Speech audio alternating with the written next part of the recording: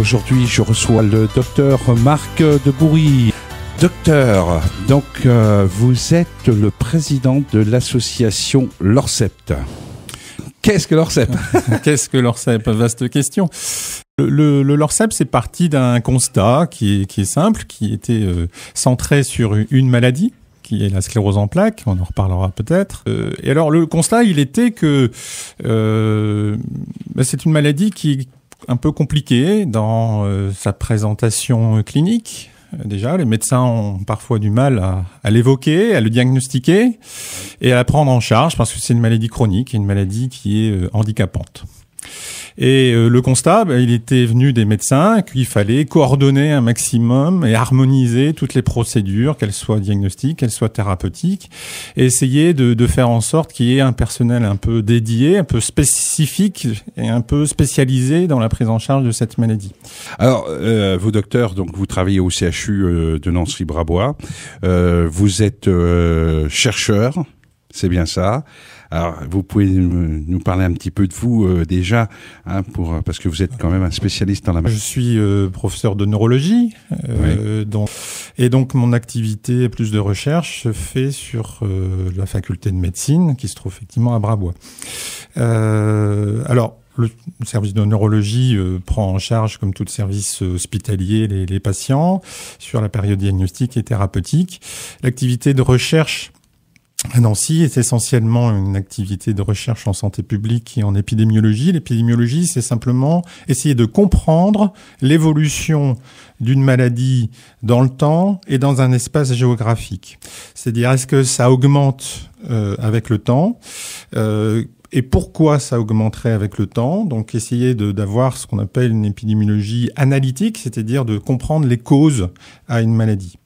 Et en Lorraine, on a constaté très clairement que la maladie augmente au cours de ces dernières années de façon assez significative. C'est spécifique à la Lorraine par rapport aux autres régions de France ou est-ce que, c'est d'une façon générale? Alors c'est de façon générale, puisque les étrangers constatent également la même chose, que ce soit les pays d'Europe du Nord ou les Canadiens, par exemple. Ce qui est très significatif à remarquer, c'est par exemple en Lorraine, il y a 2 fois plus de sclérose en plaques que dans la région du sud-ouest de la France. Et on sait qu'il y a, depuis longtemps, on connaît qu'il y a un phénomène lié à la latitude, c'est-à-dire plus on se rapproche finalement des pôles, plus la maladie est fréquente. Alors, est-ce que c'est dû à un problème puisque nous sommes dans le scientifique, un problème nutritionnel, un problème d'ensoleillement? Est-ce que c'est dû à un problème magnétique, parce qu'on se rapproche du pôle? Est-ce qu'il y a une interaction à ce niveau-là? Voilà, alors la sclérose en plaques, c'est un modèle de pathologie, ce qu'on appelle l'interaction gène-environnement.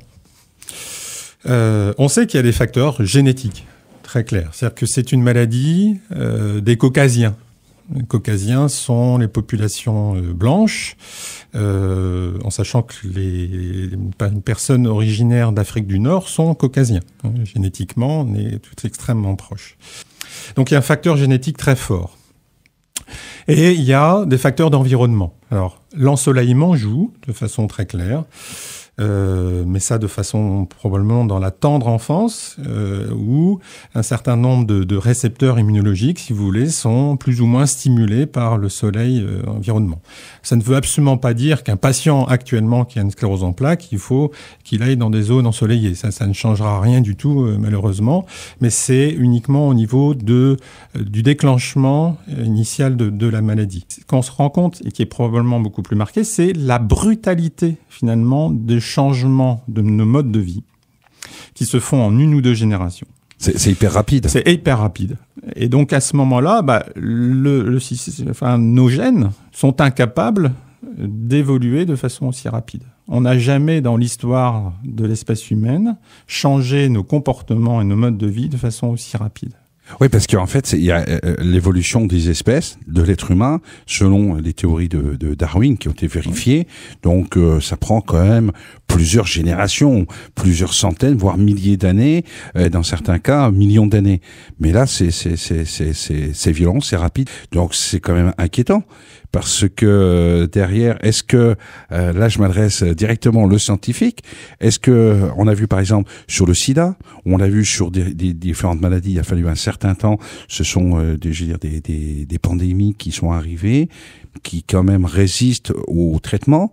Est-ce que la science va arriver, la recherche va arriver à suivre tous ces phénomènes-là, parce que c'est quand même inquiétant, si je peux dire. On n'a jamais eu autant de travaux qui sont faits actuellement, mais il est bien évident qu'il y a toujours du retard de la recherche.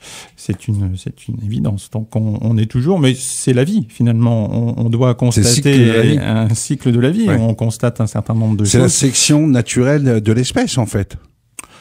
Ça en fait partie. Oui, quelque part. Mais le problème, c'est que notre mode de vie change façon très rapide. Trop rapidement, trop violente. Alors trop, je sais pas, c'est pas le lieu d'en parler ou d'en juger. En tout cas, le constat il est là. Ouais. Et ça change de façon très rapide, de la même façon que la démographie humaine. Ouais. On a doublé et augmenté le nombre d'hommes et de femmes sur ce monde de façon beaucoup plus importante que pendant toute l'histoire de l'espèce humaine. Eh oui, on en parlait justement en préparant l'émission. Aujourd'hui, nous sommes à 7 milliards d'habitants sur la planète, dont 1 milliard de personnes meurent de faim, je le rappelle régulièrement. 2050, alors, bon, c'est une bataille d'experts sur les chiffres. On dit que 2050, on va être à 10 millions d'habitants. Il est estimé 4 milliards de personnes qui vont mourir de faim. C'est-à-dire que les 3 milliards de personnes qui vont venir là sur la planète aujourd'hui, ce sont des personnes qui sont vouées à mourir de faim, quoi. Je veux dire, c'est quand même inquiétant, alarmant. Bon, il y a la recherche qui évolue aussi dans l'agronomie, à ce niveau-là. Mais il y a beaucoup de questions, je pense, à se poser sur les ressources là. Alors pour en venir, il y a beaucoup de gâchis aussi. Il y a beaucoup de gâchis. Effectivement, quand je vois, là, vous avez raison d'en parler, parce que quand je vois dans les supermarchés, quand je vois ce qu'on jette à la benne, qui pourrait être réutilisé, et qu'on a des gens qui meurent de faim, c'est quand même inquiétant. Et là, c'est peut-être l'occasion d'en avertir un petit peu nos autorités, nos politiques, et puis tout le monde, pour revenir un petit peu à du bon sens. Alors pour en venir un petit peu par rapport à ça, docteur, justement, on parle de l'alimentation.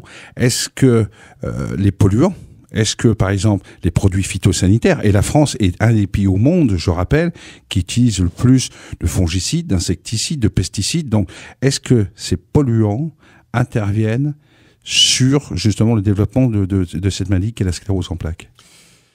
Alors, toutes les études qui ont été faites, pour le moment, pour la sclérose en plaques, ne vont pas dans ce sens. La sclérose en plaques est une maladie immunologique, donc vont beaucoup plus dans les théories que je viens d'expliquer que dans une cause toxique qu'on retrouve dans les maladies dégénératives.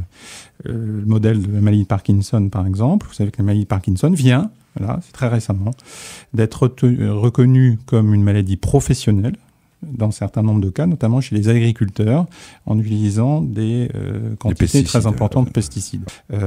Alors, sur la sclérose en plaques, tout ce qui est pour le moment alimentaire et toxique extérieur n'a pas montré de relation causale ou de facteur déclenchant.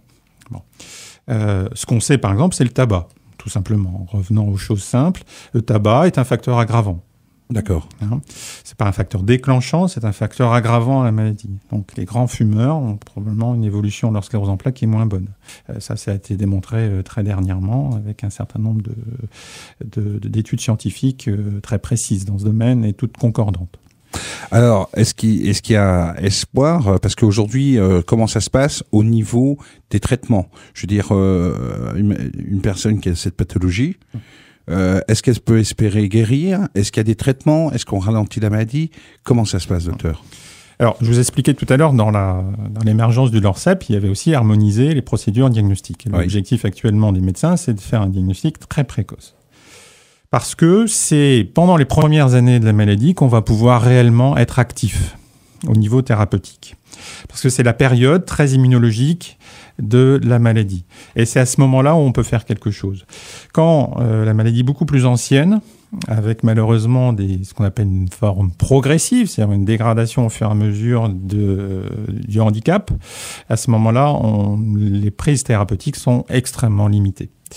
Donc c'est faire un diagnostic très précoce et on a un certain nombre de médicaments, donc on a depuis la fin des années 90, depuis 10-15 ans, pas avant il n'y avait rien, où ces médicaments, quand ils sont mis en place très précocement, peuvent réellement faire beaucoup de bien, en faisant en sorte que les patients fassent de moins en moins de poussées et évoluent de façon beaucoup plus tardive, en tout cas, vers un handicap plus franc. Et aujourd'hui, au niveau de la prise en charge, comment cela se passe-t-il ? Alors ça a complètement changé en quelques années. Je vous ai dit tout à l'heure, l'objectif c'est faire un diagnostic précoce. Oui. Donc on est amené parfois à faire un diagnostic d'une maladie qui dure toute une vie, oui. Pour lequel nous n'avons aucun traitement curatif. On ne guérit pas de sclérose en plaques à ce jour. Mais l'objectif des traitements, c'est de faire en sorte que la qualité de vie et l'évolution de la maladie soit la meilleure possible, finalement, tout au long d'une vie. Et ce diagnostic doit être fait précocement, et il faut toute une équipe.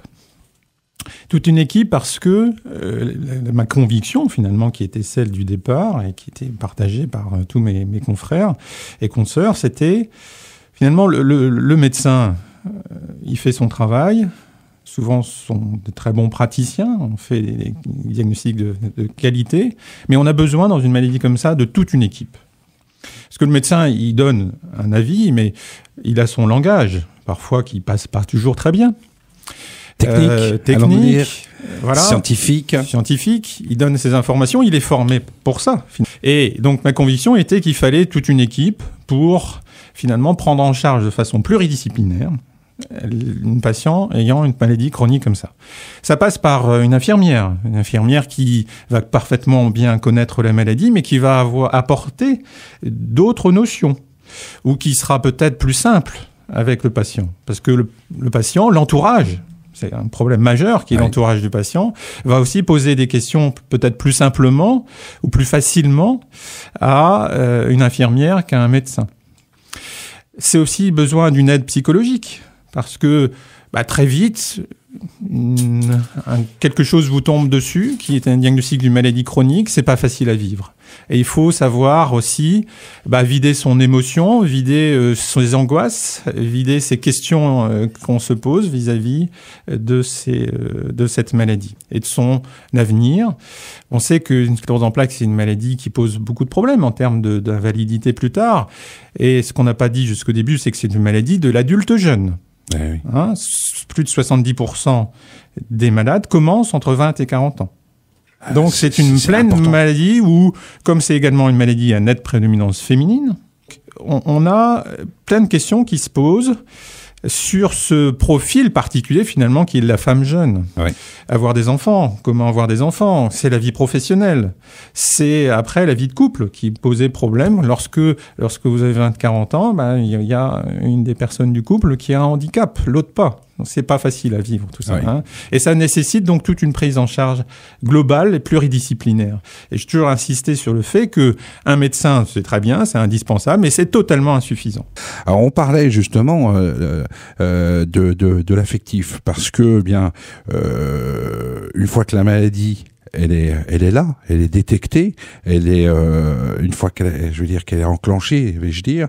Donc on connaît tous ces processus d'évolution et il y a il y a des traitements qui existent, mais donc en amont, c'est la prévention, mais après pour retarder cette maladie, on en parlait, c'est l'affectif, travailler sur l'affectif, le confort du patient, d'être chez lui, dans son environnement. Donc, est-ce que là aussi, au niveau de la sclérose en plaques, ça a une importance ? Très importante, bien sûr. C'est ce que je vous explique avec la prise en charge globale et pluridisciplinaire d'une équipe. Il faut que les gens soient en liberté, mais en possibilité d'exprimer leur émotion, leur angoisse, leur anxiété par rapport à un certain nombre de choses, et qu'il y ait des gens qui soient en capacité de l'écouter. À partir du moment où cette verbalisation déjà se fait, un gros travail est fait.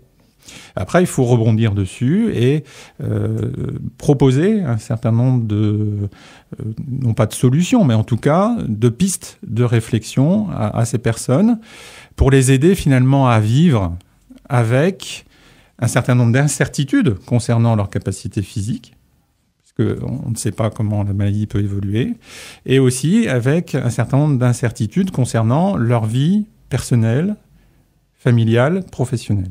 Souvent, ce qui se passe, c'est que les personnes ne sont pas préparées. L'entourage familial n'est pas préparé. Ce qui est important, c'est que déjà, nous, en étant, je veux dire, valides, en ayant une bonne santé, c'est de prendre conscience que demain, après-demain, ou on ne sait quand, nous avons de fortes chances, probabilités d'être touchés par une de ces maladies. Donc, c'est d'en prendre conscience, pour l'entourage, pour soi-même et pour l'entourage aussi. Mais aussi, c'est au travers de la communication, c'est de développer une relation patient avec l'entourage, je vais dire, médical, comme vous disiez, hein, mais aussi l'entourage familial. Du jour au lendemain, on se retrouve démuni, la famille qui a un de ses membres de sa famille proche qui contracte cette maladie, qui sait pas trop comment faire, qui, en voulant faire bien, peut des fois faire mal. Donc je pense qu'il y a besoin de mettre en place un programme de formation grand public. Qu'en pensez-vous, docteur ? Absolument. Ça part déjà par l'information, puis la formation du patient, des proches, des aidants. L'un se fait pas sans l'autre. C'est absolument indispensable. Il y a besoin d'une bonne cohérence, là encore, entre le patient et son entourage proche. Et pour nous, c'est quelque chose d'absolument indispensable. C'est-à-dire que toute la procédure d'éducation sanitaire, d'éducation thérapeutique qui est faite, elle se fait avec l'entourage. C'est pour ça qu'il faut peut-être interpeller un peu nos élus, nos politiques, tous ces institutions, parce que il va falloir se bouger. Parce que moi, je pense, d'après l'étude que j'ai pu réaliser dans l'ouvrage qui va sortir, Zone rurale à votre santé, hein, vous voyez, le ton est donné, qu'on arrive, je veux pas être catastrophique, enfin, comment dirais-je, je vais pas dire que c'est cataclysmique, mais on est au bord quand même du gouffre au niveau de la santé. Le gouffre financier, il existe. Le problème, c'est d'arriver réellement à faire des choix qui soient pertinents. Oui. Vous prenez l'exemple de la vaccination H1N1. Encore un bon exemple. Le problème, c'est qu'il a fallu le financer après. Voilà. Donc, on a vu l'année suivante des budgets curieusement réduits de façon drastique. Pour la recherche. Pour la recherche, notamment. Ce qui est quand même grave, moi, c'est ce que je déplore, parce que, justement, dans l'ouvrage, je parle aussi de ça, c'est que on touche à la santé, on touche à la recherche, mais avant la santé, quand on prend le serment d'Hippocrate, dans le serment d'Hippocrate, c'est le médecin, le patient, le médicament, le traitement. Et dans la vocation, c'est de soigner avant tout, avant de parler d'argent. On parle pas d'argent.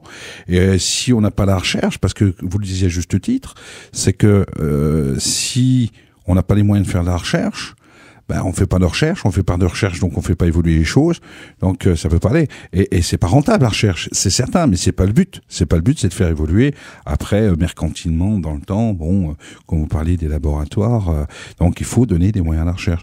Docteur, merci beaucoup. Je pense qu'on aura l'occasion de refaire une autre émission. Vous y êtes déjà invité parce que il y a beaucoup de questions qui nous arrivent aussi. Il y a encore beaucoup de choses à dire. Docteur, bonne journée et à très bientôt. Bonne journée à tous.